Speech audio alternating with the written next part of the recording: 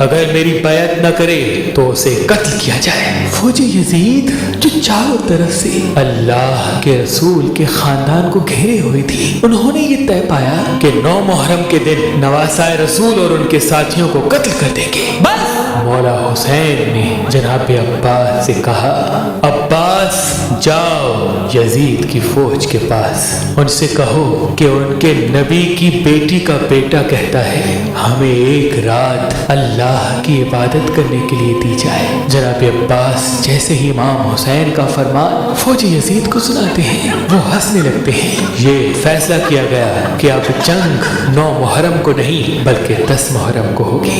इमाम हुसैन शब आशूर तमाम साथियों को अपने पास बुलाते हैं और कहते हैं, ऐ लोगों, ये जो फौज तुम देखते हो ये सब मेरे खून के प्यासे हैं। कल मुझे कत्ल किया जाएगा, मेरी बहनों बेटियों को बेपर्दा करके बाजारों में फिराया जाएगा। ऐ लोगों, तुमने मदीने से लेके यहाँ तक मेरा बहुत साथ दिया है, अब मैं हुज्जत तमाम करता हूँ, चले जाओ, अपने अपने शहर वापस चले जाओ, तुम्हारी जन्नत का जामिन मैं हूँ। लोग इधर उधर देखने लगे कि मौला ये क्या फरमा रहे हैं, आपको छोड़ के जाए। इमाम हुसैन फरमाते हैं, ऐ लोगों, तुम सबको शहादत का मर्तबा अल्लाह के रसूल से मैं लेके दूंगा, जाओ, चले जाओ। जब इमाम हुसैन ने सबके चेहरे को देखा तो आपने फरमाया, शायद तुम लोगों को आंखों की शर्म ने मारा है। अब्बास चराग बुझा दो। बस चराग का बुझना था। इमाम हुसैन सर को झुका के बैठ गए। कुछ देर गुजरी, इमाम हुसैन ने फरमाया, अब्बास चराग जलाओ। जैसे ही चराग जले, इमाम हुसैन देखते हैं एक एक मौला का चाहने वाला अपनी तलवार अपने गर्दन पे रख के कहता है, ऐ नवासाए रसूल, इन जालिमों के बीच में आपको तन्हा छोड़ के जाए, जब हम मर जाएंगे आपकी माँ को क्या मुंह दिखाएंगे।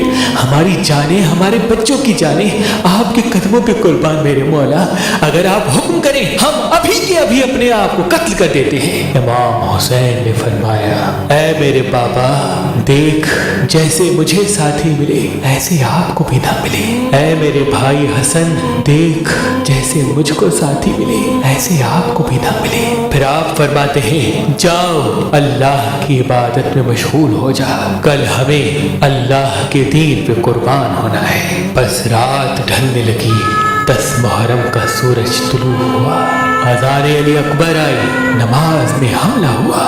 एक एक मौला का चाहने वाला इमाम के कदमों पे कुर्बान होता रहा, कभी हुर, कभी जॉन, कभी हबीब, कभी जनाब अब्बास, कभी शहजादा कासिम, कभी शहजादा अकबर, तो कभी मासूम अली असगर। बस जब कोई भी ना रहा, इमाम हुसैन खैमे में आते हैं और कहते हैं, ऐ मेरी बहनों, ऐ मेरी बेटियों, अपने गरीब इमाम का आखिरी सलाम कबूल करो।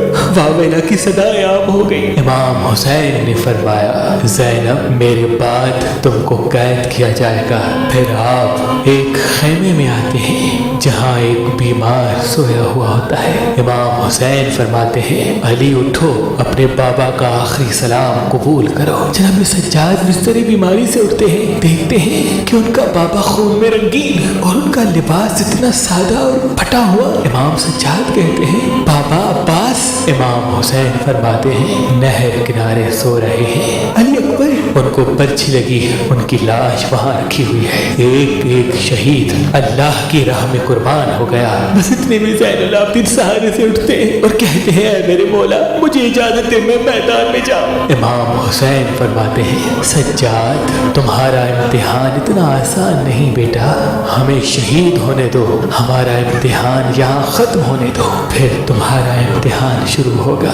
तुम्हें अपनी बहनों, बेटियों, माओं के साथ बाजारों में कैदी बन के जाना है। सज्जाद, यजीद की दरबार में खुतबा सुनाना है। इमाम सज्जाद सारों कतार रोने लगे और नजरें उठा के पूछने लगे कि ऐ मेरे बाबा, आपने इतना पुराना लिबास वेतन किया है। इमाम हुसैन ने फरमाया, सज्जाद, मुझे पता है कि ये लोग इतने कम ज़र्फ हैं कि मेरी शहादत के کے بعد میرے جسم سے لباس اتار دیں گے، میری لاش کو لوٹیں گے، خیام کو لوٹیں گے، شاید اس غریب کا یہ پرانا لباس دیکھ کے ان کی غیرت جاگ جائے، بس الوداع کہتے ہیں اور میدان میں جاتے ہیں۔ امام حسین جیسے ہی میدان آئے سب سے پہلے کہا، اے لوگو پہچانو، میں تمہارے رسول کا بیٹا ہوں، میں وہ ہوں جس کو تمہارا رسول اپنے کندھوں پہ سوار کرتا تھا، میں وہ ہوں جس کو تمہارا رسول سینے پہ سلاتا تھا، میں وہ ہوں جس کے لیے تمہارا رسول کہتا تھا،